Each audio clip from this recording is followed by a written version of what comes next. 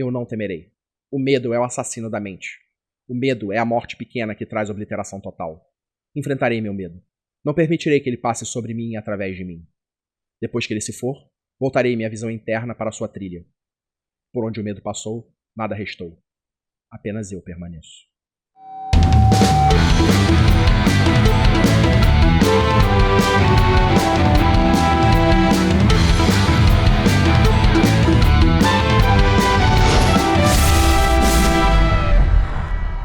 Fala galera, Voltorama no ar, eu sou Carlos Voltor e hoje eu vou falar sobre Duna.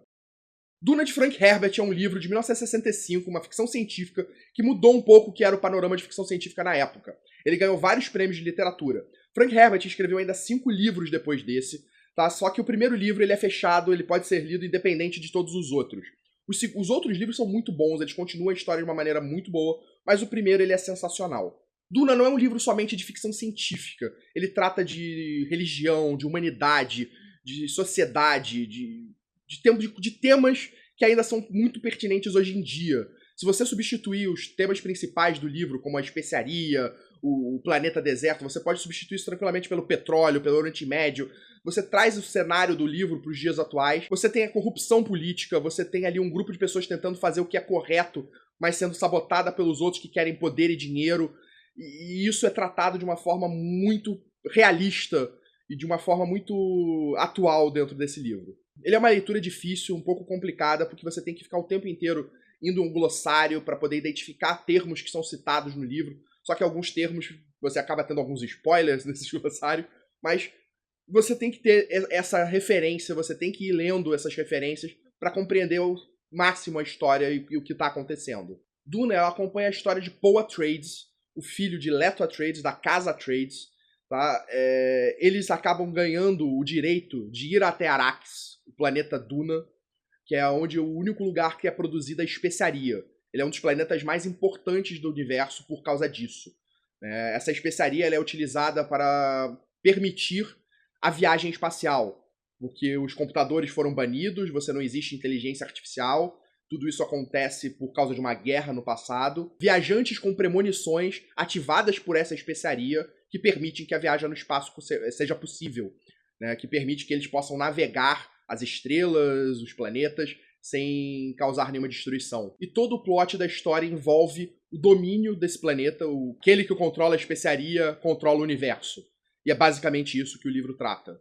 É o controle do poderio, o controle do produto que todo mundo precisa. A trama do filme é muito bem desenvolvida, ela tem vários plot twists, ela tem vários pontos diferentes e distintos acontecendo ao mesmo tempo e que vão te dando um cenário muito bom dos personagens e do que está acontecendo na história, quem é quem e a importância deles para dentro daquele universo.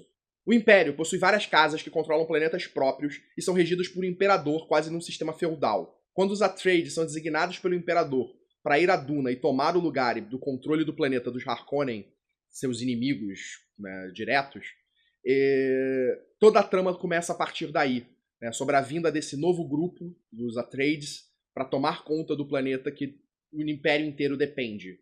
Então quem controla esse planeta ele tem um poder maior sobre as outras casas do Império, ele é mais importante. Duna já foi adaptado para o cinema, para a TV, e agora teve seus direitos vendidos para a Legendary, que fez Cavaleiros das Trevas, Pacific Rim, 300, Se Beber Não Case, Warcraft. Vamos ver o que eles vão fazer com isso.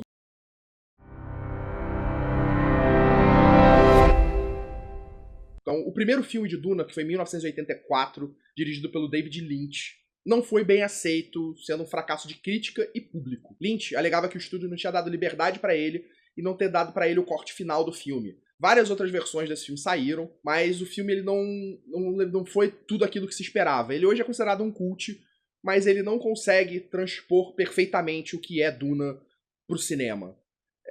Até pela dificuldade do que é isso, né? Duna é muito uma história que tá muito cerebral, é muito na cabeça dos personagens, ela tá o tempo inteiro narrando o pensamento desses personagens, quase toda a ação acontece dentro do pensamento deles. Eles pensando o que está acontecendo, eles visualizando e tentando compreender o que está acontecendo na história. E ele tentou transpor isso para o filme de uma maneira literal, do personagem parado e o diálogo sendo dado como se fosse um pensamento dele. Isso não funciona na tela, isso não funciona. no cinema. Você tem que transpor isso em imagens. E não funcionou e não foi bem aceito. O filme foi um fracasso. Um custo de 40 milhões, eles recuperaram só 30.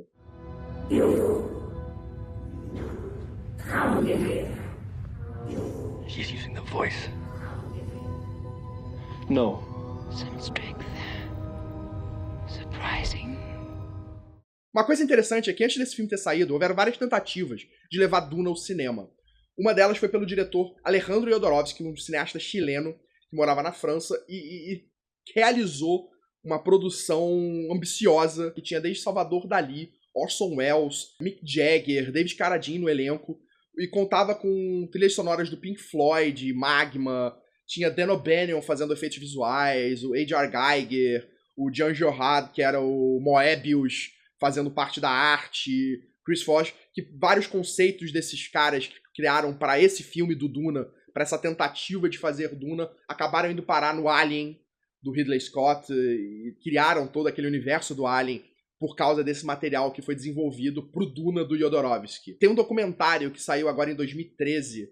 O documentário ele se chama Jodorowsky Doom. E ele mostra que ele fez uma bíblia do filme com todo o material criativo, com toda a arte, com todos os roteiros, coisas fantásticas para criar esse filme. Ele seria grandioso, ele seria uma space opera épica, só que acabou sendo engavetado pelo alto custo que o filme estava apresentando, coisas do tipo Jodorowsky pagar o chefe de um dos maiores restaurantes de Paris para ser o chefe particular do Orson Welles no set de filmagem. Então, tipo, isso seria um custo absurdo e o estúdio acabou vetando e acabou não saindo. E aí, tempos depois, o filme acabou na mão do David Lynch.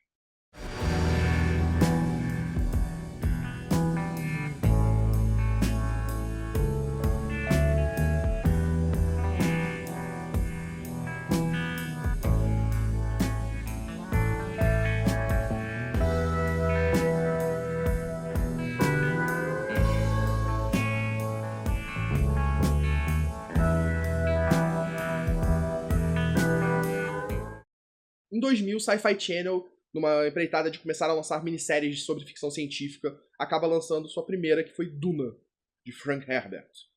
E ela é, acho que, a coisa mais próxima que a gente tem de Duna pra tela grande, pro cinema ou pra TV. Ela conseguiu transportar da melhor maneira possível na época o que é Duna pra tela. A série, a minissérie, ela é muito boa, a cinematografia é fantástica, os roteiros são bem trabalhados, os personagens são bem feitos e bem interpretados. E ela conseguia... Você conseguia ver Duna ali. Duna realmente existiu nessa minissérie. Em 2003, eles lançaram Filhos de Duna, a continuação da história que englobava os outros dois livros, que eram o Messias de Duna e Os Filhos de Duna. Mas não era tão boa quanto a primeira. Ela pecou em alguns detalhes, em algumas coisas. Bem melhor do que o filme do David Lynch era, pelo menos na minha visão. Duna é uma história fantástica, apaixonante. Você fala sobre vida, sobre existência, sobre religião, sobre política, sobre a vida em sociedade.